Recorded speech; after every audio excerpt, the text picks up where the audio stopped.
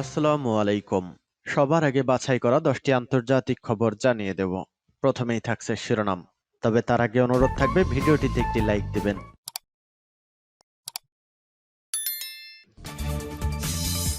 দখলদার ইসরায়েলি বাহিনী এবং ফিলিস্তিন পুরোদমে যুদ্ধ চলছে, জানিয়ে দেব হাতে থাকা সর্বশেষ আপডেট আন্তর্জাতিক সংবাদ। প্রথমেই সংবাদ শিরোনাম। প্রথমেই জানিয়ে দেব মৃত্যুর কয়েক ঘন্টা আগে রাইসি যা বলেছিলেন। এরপর জানিয়ে দিব ইরানের সঙ্গে যুক্তরাষ্ট্রের গোপন আলোচনা। এদিকে রাইসির মৃত্যুর ঘটনায় আমরা জড়িত নই বলেছে ইসরায়েল। এরপর জানিয়ে দিব দীর্ঘদিনের নিষেধাজ্ঞায় ইরানের বিমানগুলো অনিরাপদ। আরও জানিয়ে দিব গ্রেপ্তারি পরোয়ানা যা বলল হামাস ও ইসরায়েল। সর্বশেষ জানিয়ে দিব ইসরায়েলি আগ্রাসন ও ফাতার ব্যর্থতায় হামাসের প্রতি সমর্থন বাড়ছে। এতক্ষণ শুনছিলেন সংবাদ শিরোনাম, এবারে বিস্তারিত। তবে অনুরোধ থাকবে ভিডিওটিতে একটি লাইক করবেন এবং কমেন্ট করে জানিয়ে দেবেন এই ভিডিও সম্পর্কে আপনার মূল্যবান মন্তব্য। মৃত্যুর কয়েক ঘন্টা আগে রাইসি যা বলেছিলেন। ইরানের পূর্ব আজারবাইজান প্রদেশের জুলফা এলাকার কাছে হেলিকপ্টার দুর্ঘটনার কবলে পড়ে নিহত হন প্রেসিডেন্ট ইব্রাহিম রাইসি। তার সঙ্গে থাকা পররাষ্ট্রমন্ত্রী হোসাইন আমির আবদুল্লাহিয়ান সহ অন্যরাও বেঁচে নেই। তারা একটি উদ্বোধন অনুষ্ঠান শেষে ফিরছিলেন। সেখানে বক্তব্য দিয়েছিলেন রাইসি। ইরানের রাষ্ট্রীয় বার্তা সংস্থা ইরনা জানিয়েছে আজারবাইজান ও ইরানের মধ্যে একটি জলধারা প্রকল্প উদ্বোধনের পর পূর্ব আজারবাইজান প্রদেশের রাজধানী তাবরিজে যাচ্ছিলেন তারা। ওই উদ্বোধন অনুষ্ঠানে জীবনের শেষ বক্তব্য দেন রাইসি। সেখানে তিনি বলেন, এই মুহূর্তে ইসলামী বিশ্বের সবচেয়ে গুরুত্বপূর্ণ ইস্যু ফিলিস্তিন। কোনো সন্দেহ নেই যে আজারবাইজান ও ইরানের জনগণ তাদের ফিলিস্তিনি ভাইদের পাশে রয়েছে। একই সাথে আগ্রাসী ইসরায়েলের বিরুদ্ধে তাদের অবস্থান দৃঢ়। তবে এ বিষয়ে ইসলামী দেশগুলোর ঘুম ভাঙাতে হবে। তাদের উচিত নির্যাতিত ভাইদের জন্য এগিয়ে আসা। অন্যথায় হাতে গোনা দু একটি দেশ দানবীয় শক্তির বিরুদ্ধে লড়তে পারবে না।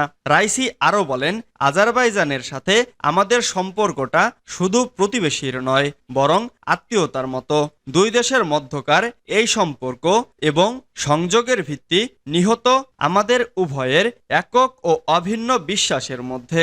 আজারবাইজানের সমর্থনে তিনি বলেন, দুটি মুসলিম দেশের মধ্যকার সম্পর্ককে ইরান সবসময়ই গুরুত্বের সাথে দেখেছে। সংঘাতময় নাগর্নো কারাবাখ যে আজারবাইজানের অংশ, একেবারে প্রথম দিকেই বিষয়টি সমর্থন করেছিলেন তেহরান।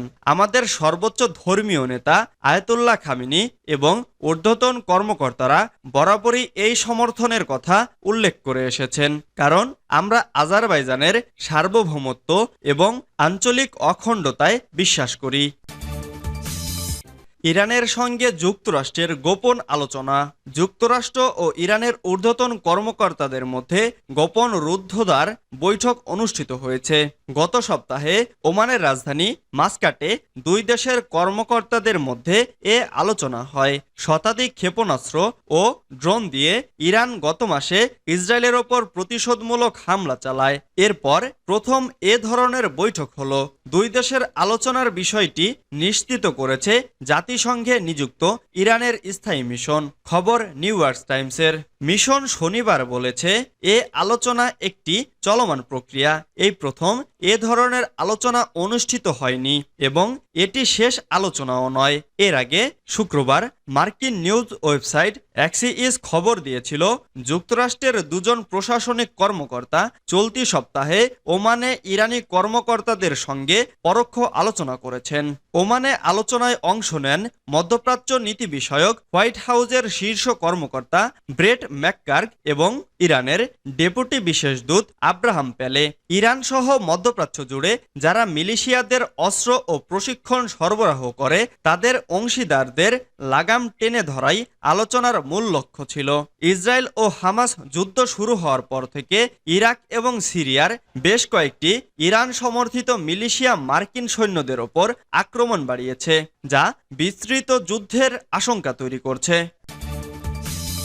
রাইসির মৃত্যুর ঘটনায় আমরা জড়িত নই, জানিয়েছে ইসরায়েল। ইরানে হেলিকপ্টার দুর্ঘটনায় প্রেসিডেন্ট রাইসি ও পররাষ্ট্রমন্ত্রী আমির আবদুল্লাহিয়ানের মৃত্যুর পর সোমবার ২০ মে নাম প্রকাশে অনিচ্ছুক ইসরায়েলের এক কর্মকর্তা রয়টার্সকে বলেছে, এই হেলিকপ্টার দুর্ঘটনার সাথে ইসরায়েল জড়িত নয়। তিনি বলেছেন, দুর্ঘটনার পেছনে আমরা নেই, তবে ইরানের প্রেসিডেন্ট ও পররাষ্ট্রমন্ত্রীর মৃত্যুতে তাৎক্ষণিকভাবে ইসরায়েলি সরকারের কোনো প্রতিক্রিয়া পাওয়া যায়নি। ইসরায়েলের বিরোধী দল বেতেনু পার্টির চেয়ারম্যান এমকে আভিগদর লিম্বারম্যান বলেছেন, রাইসির মৃত্যু এই অঞ্চলে ইরানের নীতিতে কোনো পার্থক্য আনবে না বলে ইসরায়েল আশা করে না। ইসরায়েলি সংবাদ মাধ্যম ওয়াইনেটকে তিনি বলেন, ইরানের প্রেসিডেন্ট যে একজন নিষ্ঠুর লোক ছিলেন তাতে কোনো সন্দেহ নেই, আমরা তার জন্য এক ফোঁটা চোখের পানিও ফেলব না। দীর্ঘদিনের নিষেধাজ্ঞায় ইরানের বিমানগুলো অনিরাপদ। গতকাল রোববার আজারবাইজানের সীমান্তের কাছে দুটি বাঁধ উদ্বোধন করেন ইরানের প্রেসিডেন্ট ইব্রাহিম রাইসি। এরপর হেলিকপ্টারে ইরানের উত্তর পশ্চিমে তাবরিজ শহরের দিকে যাচ্ছিলেন তিনি। সেখানেই হেলিকপ্টার দুর্ঘটনায় নিহত হন। তাবরিজ থেকে ৫০ কিলোমিটার দূরে দুর্ঘটনার কবলে পড়ে হেলিকপ্টারটি, কিন্তু ভারী কুয়াশা থাকায় অনুসন্ধান চালানো কঠিন হয়ে পড়ে। বছরের পর বছর নিষেধাজ্ঞায় থাকার কারণে ইরানের এয়ারক্রাফটগুলো অনিরাপদ হয়ে পড়ে, কারণ তারা স্পেয়ার পার্টস বা এয়ারফ্রেম পেত না। বিবিসির আন্তর্জাতিক সম্পাদক জেরেমি বোয়েন বলেছেন, ১৯৯০ সালে ইরানে একটি বড় ধরনের ভূমিকম্পের খবর সংগ্রহ করতে গিয়েছিলাম। সেই সফরে যুক্তরাষ্ট্র থেকে কেনা পুরাতন একটি হেলিকপ্টার ব্যবহার করেছিলাম। কিছুদিন পর জানলাম সেই হেলিকপ্টারটি সব আরোহী সহ বিধ্বস্ত হয়েছে। ২০২১ সাল থেকে ক্ষমতায় ছিলেন ইব্রাহিম রাইসি। তার সময়ে ইরানের অভ্যন্তরে কঠোর পদক্ষেপ চালানো হয়। গ্রেপ্তারি পরোয়ানা, যা বলল হামাস ও ইসরায়েল। আন্তর্জাতিক ফৌজদারি আদালতের গ্রেপ্তারি পরোয়ানা জারি নিয়ে প্রতিক্রিয়া ব্যক্ত করেছে ফিলিস্তিনি প্রতিরোধ আন্দোলন হামাস এবং ইসরায়েল। সোমবার আইসিসির প্রধান প্রসিকিউটর করিম খান, ইসরায়েলের প্রধানমন্ত্রী বেনিয়ামিন নেতানিয়াহু, প্রতিরক্ষামন্ত্রী ইয়োব গ্যালান্ট এবং ফিলিস্তিনি প্রতিরোধ আন্দোলন হামাসের ৩ নেতার বিরুদ্ধে গ্রেপ্তারি পরোয়ানা জারির অনুরোধ করেছেন। হামাসের যে ৩ জন নেতার বিরুদ্ধে গ্রেপ্তারি পরোয়ানা জারি করা হচ্ছে তারা হলেন ইয়াহিয়া সিনওয়ার, মোহাম্মদ দেইফ এবং ইসমাইল হানিয়া। এই গ্রেপ্তারি পরোয়ানা বড় ধরনের একটি ঘটনা। হামাস সোমবার এক বিবৃতিতে জানায়, তাদের নেতাদের বিরুদ্ধে আইসিসির গ্রেপ্তারি পরোয়ানা জারির অনুরোধ আসলে হামলাকারী এবং হামলার শিকারকে সমান বিবেচনা করার শামিল। তারা হামাসের ৩ নেতার বিরুদ্ধে গ্রেপ্তারি পরোয়ানা জারির অনুরোধ বাতিল করার দাবি জানিয়ে বলেন, নেতানিয়াহু এবং গ্যালান্টের বিরুদ্ধে ৭ মাস পরে গ্রেপ্তারি পরোয়ানা জারি করা হচ্ছে। হামাস একই সাথে ইসরায়েলের অন্য যেসব কর্মকর্তা ও সৈন্য অপরাধ করে যাচ্ছে তাদের বিরুদ্ধেও গ্রেপ্তারি পরোয়ানা জারির অনুরোধ করেছে। ইসরায়েলি আগ্রাসন ও রাফার ব্যর্থতায় হামাসের প্রতি সমর্থন বাড়ছে। হামাস গত অক্টোবরে ইসরায়েলে অভূতপূর্ব আক্রমণ চালানোর পর থেকে ইসরায়েলি বাহিনী ফিলিস্তিনে আগ্রাসন অব্যাহত রেখেছে। হামাস গোষ্ঠীকে লক্ষ্যবস্তু করার দাবি করে তারা গাজার পশ্চিম তীরে অভিযান চালিয়ে হাজার হাজার ফিলিস্তিনিকে হত্যা করেছে। ফিলিস্তিনি বন্দীদের কমিশনের মতে সংখ্যাগরিষ্ঠ বন্দী হামাসের সাথে সম্পর্কিত নয়। তা সত্ত্বেও ইসরায়েলের আগ্রাসন এবং ক্রমবর্ধমান সংখ্যায় ইহুদি বসতি স্থাপনকারীদের আক্রমণ একটি ভীতিকর পরিবেশ তৈরি করতে সফল হয়েছে, যা হামাসের প্রতিদ্বন্দ্বী ও ফিলিস্তিনি কর্তৃপক্ষ ক্ষমতাসীন ফাতাহকে ক্রমশ দুর্বল করে দিচ্ছে। এটি ফিলিস্তিনিদের রক্ষা করতে ফাতার আক্রমণকে তুলে ধরেছে এবং নীরবে হামাসের জনপ্রিয়তা বাড়াচ্ছে।